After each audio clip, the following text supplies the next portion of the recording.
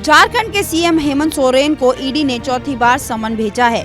इससे पहले भी हेमंत सोरेन को ईडी ने समन भेजा था, जिसके जवाब में सोरेन ने ईडी को पत्र लिखा था और कहा था केंद्रीय एजेंसी पिछले 1 साल से उन्हें इसलिए परेशान कर रही है क्योंकि उनकी सरकार केंद्र सरकार के साथ नहीं है। सोरेन ने ईडी से अविलंब समन वापस लेने का आग्रह किया। ऐसा नहीं करने पर उन्होंने कानूनी सहारा लेने की भी बात कही थी। हालांकि इसके बावजूद भी ईडी ने एक बार फिर समन भेजकर उन्हें 24 अगस्त को बुलाया था। दरअसल 8 जुलाई साल 2022 को मुख्यमंत्री के विधायक प्रतिनिधि पंकज मिश्रा के घर पर छापेमारी की गई थी। इसमें ईडी को सीएम सोरेन के बैंक खाते से जुड़ी एक चेकबुक भी मिली थी।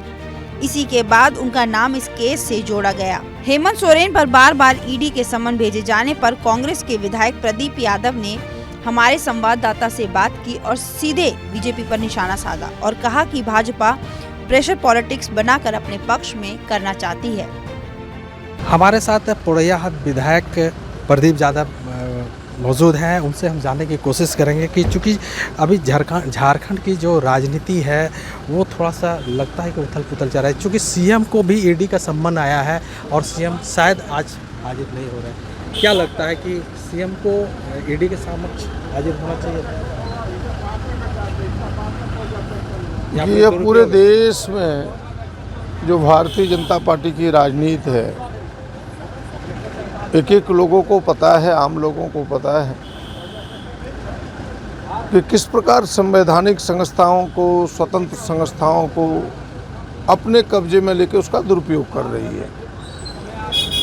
और उसका उदाहरण यह भी है कि जो विरोधी हैं उनको सीबीआई के द्वारा, इनकम टैक्स के द्वारा, ईडी के द्वारा तंग किया जाना, उस पर प्रेशर बनाया जाना और फिर उनके पाले में आ जाए तो फिर पवित्र उसको घोषित कर देना।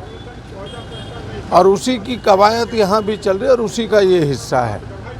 इससे अधिक कुछ कहा नहीं जा सकता। इसमें सारी बातें छुपी है। वो चाहता है कि भाई यह जो इंडिया गठबंधन है यह इतनी ताकतवर, अगर इसको हम ना तोड़े तो फिर इस बार 2024 का रिजल्ट मेरा विपरीत जाएगा। बस इस रिजल्ट से घबरा करके उन्होंने इस कवायद को तेज किया है। कहीं मुख्यमंत्री को नोटिस करना, कहीं मुख्यमंत्री के ओएसडी के यहाँ छापा। छत्तीसगढ़ में देखा आपने कि मुख्यमंत्री के नज़दीकियों के यहाँ छापा पड़ा। आपने देखा कि हम जैसे लोगों के यहाँ भी ईडी का छापा, आईटी का छापा, ये सारी चीज़ें देखने को आप सबको मिला है। तो ये सारे प्रमाण है कि भाई इन संस्थाओं का, इन एजेंसियों का भारतीय जनता पार्टी दुरुपयोग कर रही है और उसी दुरुपयोग का उदाहरण है। और भारतीय जनता पार्टी के जो प्रदेश स्तर के नेता हैं वो सारे लोग इन चीज़ों पर हवा बनाते हैं ताकि जनता को भ्रमित कर सके, जनता दिग्भ्रमित हो सके और आने वाले चुनाव में हम इसका लाभ ले सकें। लेकिन अभी जब भाजपा जो है मास्टर स्ट्रोक खेली है महिला आरक्षण बिल को लेकर, उस पर आपका क्या नजरिया है कि आने वाला 2024 का चुनाव में क्या भाजपा इस महिला? देखिए, कोई स्ट्रोक, जिसको आप स्ट्रोक कहते, कोई उनका स्ट्रोक नहीं, सारा डिफ्यूज हो रहा है। सारे शॉट उनका जो है बाउंड्री पर कैच हो रहा है। वो बेचारे अब इस बार 6 मार नहीं सकता।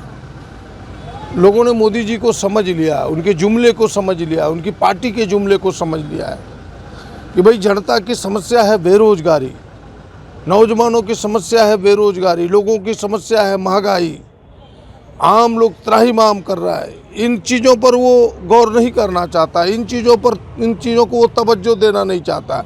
इनसे ध्यान हटाने के लिए तरह तरह के विषयों को समाज के सामने रखा जाता है, परोसा जाता है। अगर महिला आरक्षण उन्हें करना था ईमानदारी से तो 9.5 बरस बैठ करके भारतीय जनता पार्टी के लोग क्यों झाल बजाते रह गए? उस समय उनको क्यों नहीं याद आया महिला आरक्षण बिल? और वो भी करना है तो कहता है अभी लागू नहीं होगा, अगले चुनाव के बाद ये फैसला होगा। भाई अगले चुनाव में कौन रहेगा उस कुर्सी पर, ये फैसला तुम करने वाले कौन हो? और कांग्रेस ने, इंडिया गठबंधन के तमाम दलों ने कहा है कि भाई इसे अभी लागू करो, तुरंत लागू करो। कांग्रेस ने तो पहले भी इस बिल को सामने लाया था, उसमें कुछ। और हम सब तो अब ये भी चाहते हैं कि भाई महिलाओं में से ओबीसी को भी जगह मिले, एसटी एससी को भी जगह मिले। ये तमाम चीज़ें जो हम सबों ने कहा है उस पर भी गौर होना चाहिए। हमें लगता है ये चीज़ें जनता कॉग्निजेंस नहीं ले रही है। तो ये थे पोड़ैयाहाट विधायक प्रदीप यादव ने साफ तौर पर कहा कि ये सिर्फ भाजपा का जुमला है जो आने वाले 2024 के चुनाव में जनता बता देगी।